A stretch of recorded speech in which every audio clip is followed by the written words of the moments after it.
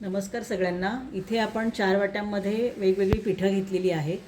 हे ज्वारीचं पीठ आहे, बेसन आहे, गव्हाचं पीठ आहे आणि तांदळाचं पीठ आहे। ही सगळी पिठं आपण आता एकत्र करून घेणार आहोत।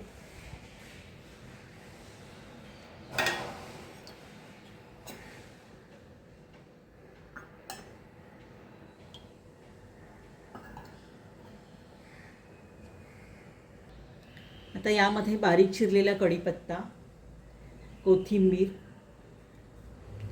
कांदा, मिरची,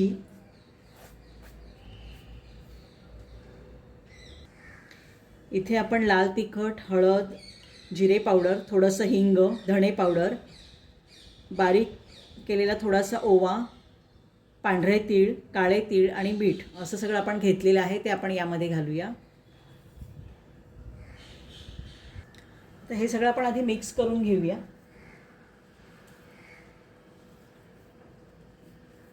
आणि पाणी घालून हे आपण मळायचं आहे।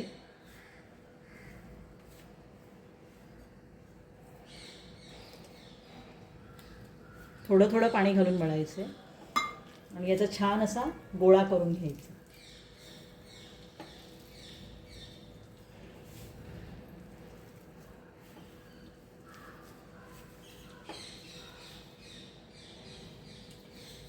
आपला छानसा गोळा मळून तयार झालेला आहे।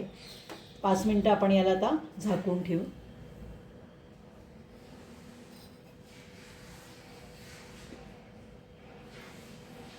तर इथे आपली 5 मिनिटं झालेली आहेत। यातला आपण एक गोळा काढून घेऊया।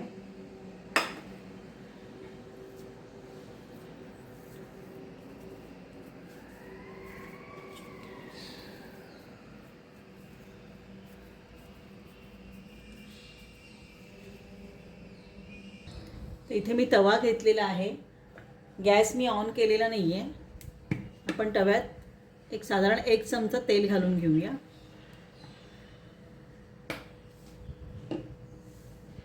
हे सगळीकडे पसरून घेऊ।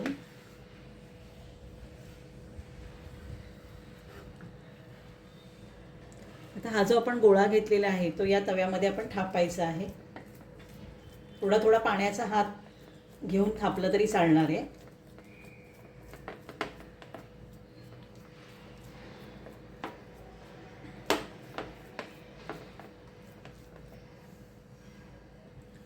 हा असा थापून तयार झाला आहे। इथे आपण आता छोटे छोटे होल करूया आणि यात तेल सोडता येईल आपल्याला।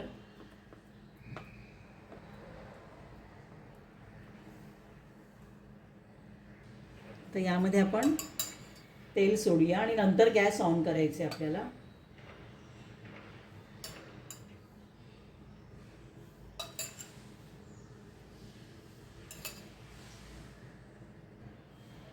तिथे थोडंसं आपण पाण्याचा हात लावूया वर।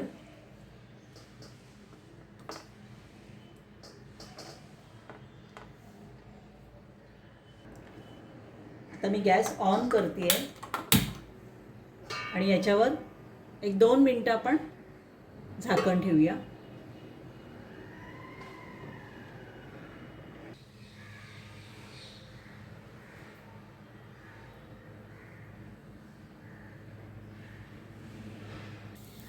दोन मिनिटं झालीत, आपण झाकण काढून घेऊ।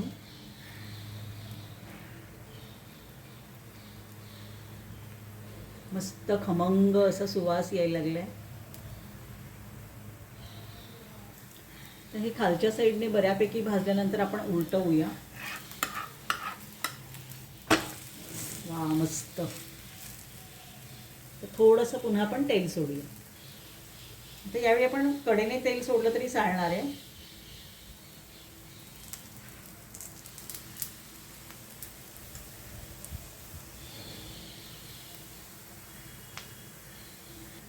अगदी कमी तेलात हे पौष्टिक थालीपीठ होतं आणि खूप सुंदर लागतं।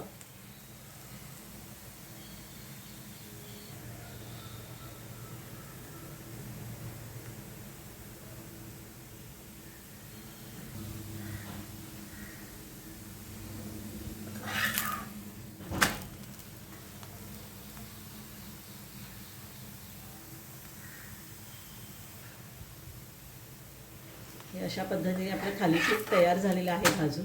दह्याबरोबर, लोणच्याबरोबर खूप छान लागतं.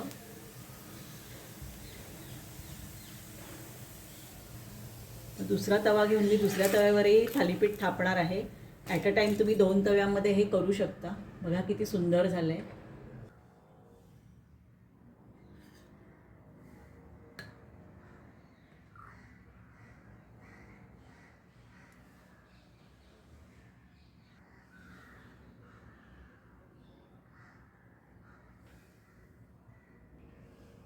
हे जे लोणचं मी वाढते ते कसलं आहे ते प्लीज मला कमेंट करून सांगा.